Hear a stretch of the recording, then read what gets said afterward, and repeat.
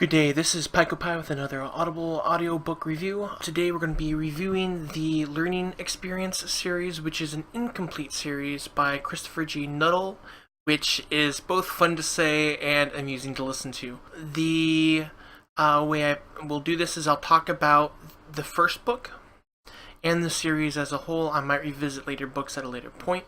For this review, I'm going to do the 3 existing books. And first I'd like to talk a little bit about Starship Troopers. Starship Troopers, I think, had a lot of influence on the A Learning Experience series. Starship Troopers was actually originally a 1960s audiobook. They made a movie about it. The movie doesn't really do it justice. The reason why I say there's a big influence, more so than most science fiction, on the A Learning Experience series, is that it has to deal a lot with politics. There's some decent sci-fi. There's a lot of aspects of the story that I really like. It takes a little bit less of a serious tone in terms of how the story is being told. And the whole, how you string a story together is a little bit more fun and whimsical for a sci-fi series that you normally see. But at the same time, there's a very hard-line political view expressed in it. And if you can get over that initial view, or you share that view, it is quite amusing to listen to. It's an enjoyable book. The politics involved are very conservative, libertarian, that's the word.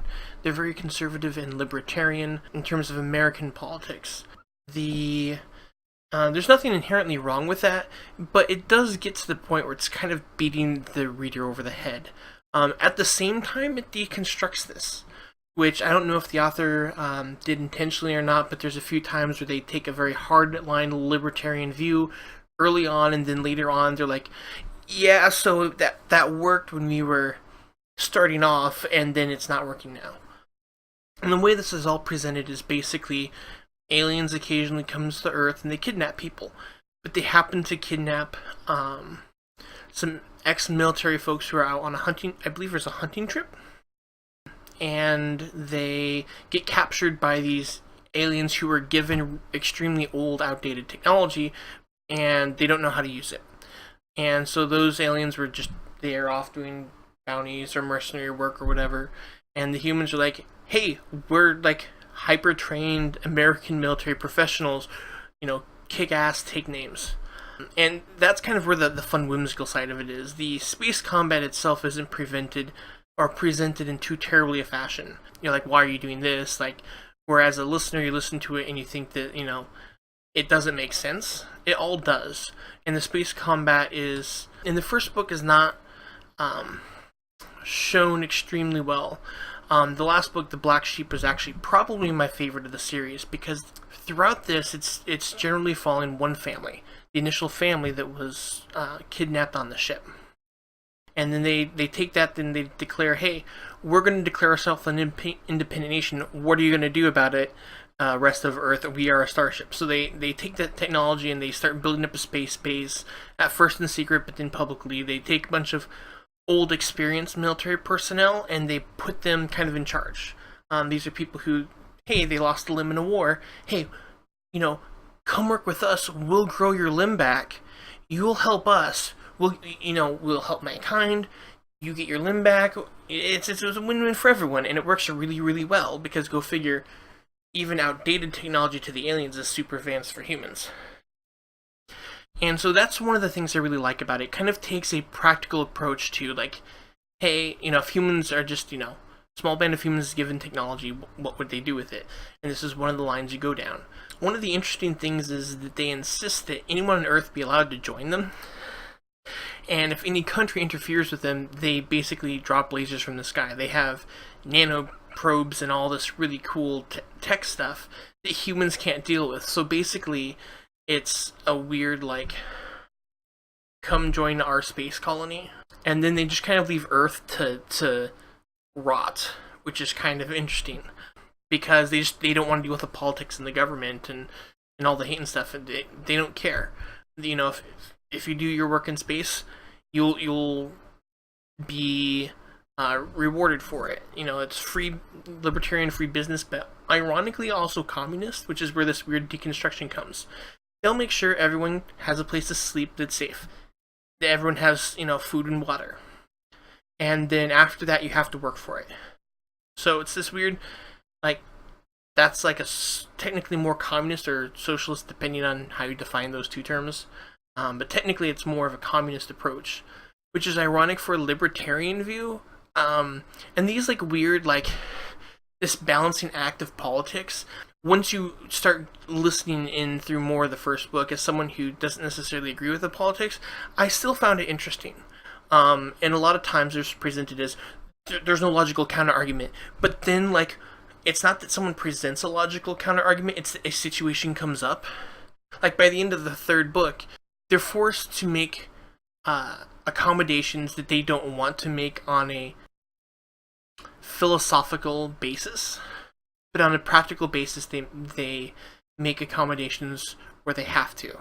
And I found that very refreshing in listening to something that's a very otherwise hardline political view that differs from my own. And I found it very interesting and eye-opening. It ended up being a lot of times very amusing. And so that's something that I think a lot of authors kind of struggle with. And at the beginning, if you don't necessarily agree with those views, you'll struggle with it as well, potentially. But if you do, I still encourage you to listen to it. Where I grew up, pretty much everyone's very liberal and very much into sci-fi. And the other people who live around me tend to be not liberal and tend to be not sci-fi. So that's not a bad thing at all. It's people have different beliefs. That's fine. But it is nice to take a different look at someone who shares the same love of sci-fi as the author does with someone like me. At the same time, takes a little different political view. It's nice to explore that. So I am going to play a sample from the first book. Okay, so I'm going to scroll down here so you can also read the summary as the audio sample plays. I have to turn off my mic for this, so give me a minute. "Absent friends," Steve Stewart said. His friends nodded in agreement as they sipped their beer. It had been a long walk from where they'd left the van to their camping site, but Steve had to admit that it had been worth it.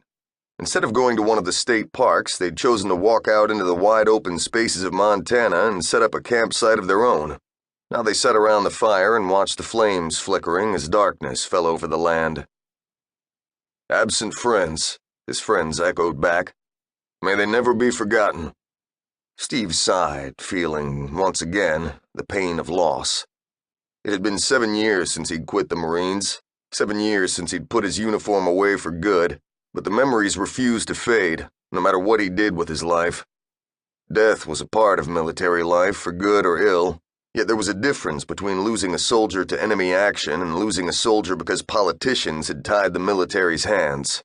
It would have been easier to take it, he suspected, if the enemy had simply killed his friends in honorable combat. He forced the depression away and looked around the campsite. His brothers, Mongo and Kevin, both taller than him but possessing the same fair heads and facial features as himself, almost to the point where their faces could have been mistaken for triplets. Beside them, his oldest friends Charles Edwards, another former Marine, and Vincent Hastings, a retired Navy SEAL. Military service ran in the family. The Stewarts had served the kings of Scotland, then migrated to America and joined George Washington's army, then fought in almost every war since the United States had won its independence. Hell, there had been Stewarts fighting on both sides during the Civil War. But now, in truth, Steve wasn't sure if he could advise his sons or his daughter to go into the military. Defending the United States was important, and there were few higher honors, yet was it worth making such a commitment when one's political leaders were worse than the enemy? "He's brooding again," Mongo said. "Someone poke him, please." Steve smiled. He could always rely on Mongo to cheer him up. "I have a gun and I'm not afraid to use it," he said quickly. "And I am not brooding. I'm merely thinking deeply contemplative thoughts." "A likely story," Edward said. "Don't you know contemplative thoughts are strictly forbidden in the wolf pack?" "Yep," Kevin put in. "We wrote a ban on them into the charter." Steve rolled his eyes. He'd started the wolf pack, a band of amateur rocket scientists, as something to do after his retirement, but it had grown into a hobby. Building rockets and firing them into the air was surprisingly fun, even though they had never come close to their dream of building a manned rocket. But then, even if they had, somehow he doubted the government would have allowed them to launch it. It was bad enough when federal agents came sniffing around to determine who was purchasing rocket components and why. They never quite seemed to believe that the club was completely innocent of anything other than trying to have a good time. "Then we should have barred you," he said. Kevin was the black sheep of the family. He'd gone into combat intelligence rather than the fighting infantry. But long experience in Afghanistan had taught him that humint could be just as important as raids and roadblocks when it came to countering an insurgency. "You think too much." Kevin made a one-fingered gesture, then poked the fire meaningfully. "You think too little," he said as Steve passed him the marshmallows. "These days, thinking men are required to win wars and rebuild societies." Vincent snorted rudely. "We may be doing it in America soon enough," he said. "Did you read the email from Tony?" Stewart nodded. Tony, like Steve and the rest of the wolf pack, had left military service and gone back to the civilian world, but unlike them, he'd opened a grocery store in Chicago. And then there'd been a riot. The food stamp system had broken down for several days, and Tony's store had been robbed. Worse, he'd been threatened with arrest for attempting to defend his property with a shotgun and a bad attitude. It wouldn't be long, Steve suspected, before Tony abandoned his store and migrated to a state with a more robust attitude towards lawlessness and self-defense. But it was something that nagged at his mind whenever he let it. He'd been in Iraq, Afghanistan, and several countries it would have surprised American civilians to know their troops had been operating, yet his country sometimes felt more alien to him than any of the foreign nations he'd visited. The old values, the ones he'd imbued along with his mother's milk, seemed to be fading away. Duty, honor, and loyalty were just words. Self-reliance, a joke. "Brooding again," Mongo snapped. "Tony'll be fine. He always is." Steve shrugged. He had his doubts. Fighting the enemy had been simple. Fighting the bureaucracy that was slowly strangling America to death was almost impossible. He'd once planned to open a gun store, but the paperwork had been too much for him. "Look up in the sky instead," Kevin suggested. "I think that's the International Space Station." Yeah, spoiler, that wasn't the International Space Station. But yeah, as you can see, it's got its political views. It definitely starts off a little bit more hardline.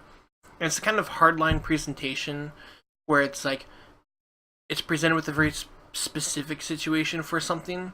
Like, their situation of their friend that's in the grocery store.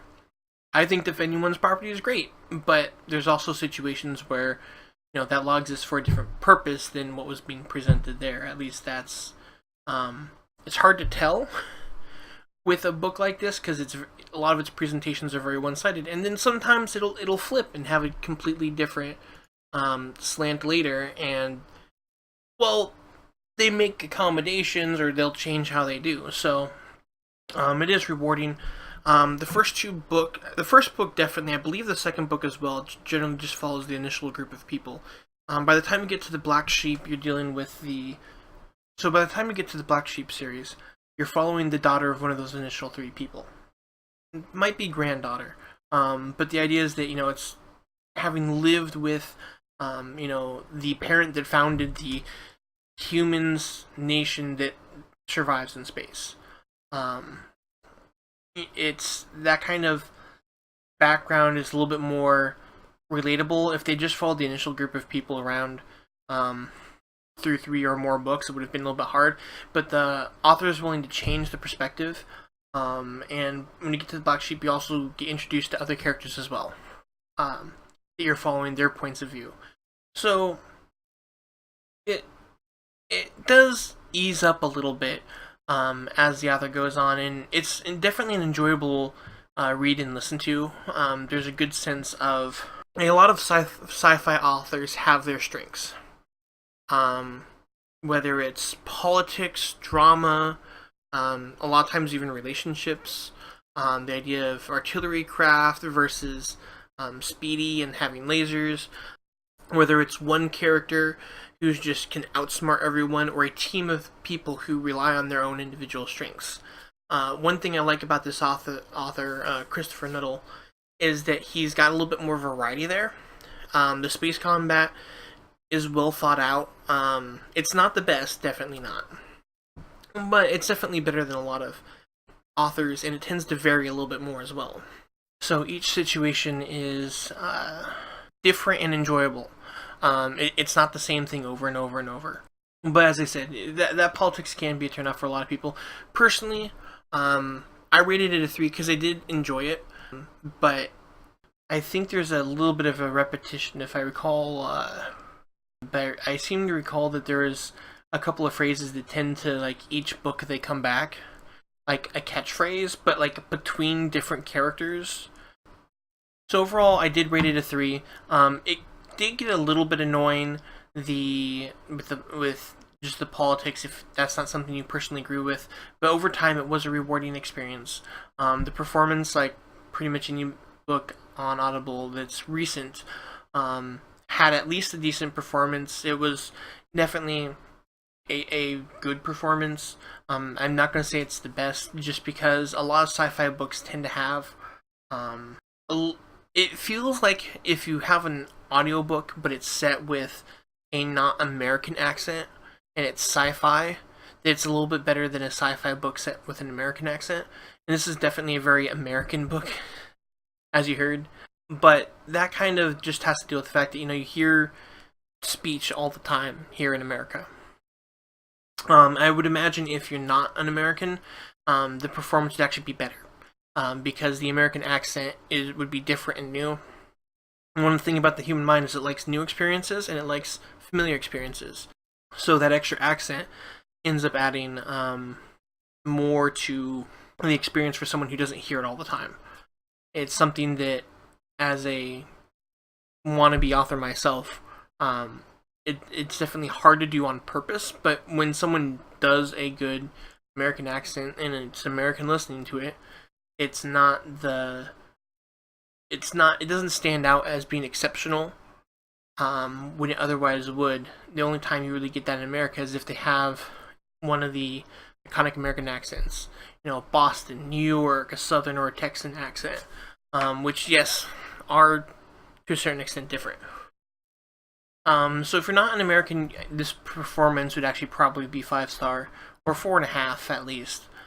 For someone who hears the American accent all the time, I gave it a 4-star. And overall, definitely, I did give it a 3. I would have given a 3.5 if I could, because 3 making it sound average. I did get a lot of enjoyment out of it. So, as normal, the prices differ based off if you're a member or if you just use credits. Seeing as you can buy 3 credits for, I think it's like just under $36 before tax, it's definitely a better value.